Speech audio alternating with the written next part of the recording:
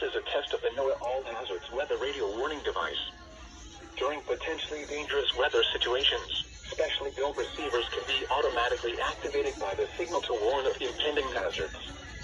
Tests of the signal and receiver's performance are normally conducted by the National Weather Service each Wednesday between 11 a.m. and noon.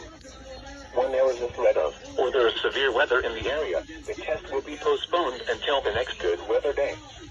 Receptions of this broadcast, and especially the warning alarm, will vary at any given location.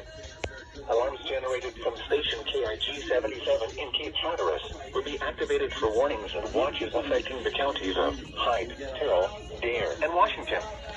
Alarms generated from station WWH 26 in Mamie will be activated for the counties of Pasquotank, Camden, Currituck, Terrell, and the northern portions of Dare.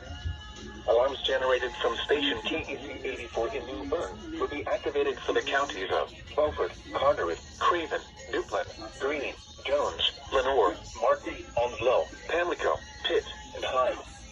Alarms generated from station KXI 95 in Warsaw will be activated for the counties of Wayne, Bladen, Sampson, Jones, Onslow, Pender, Duplin, and Lenoir.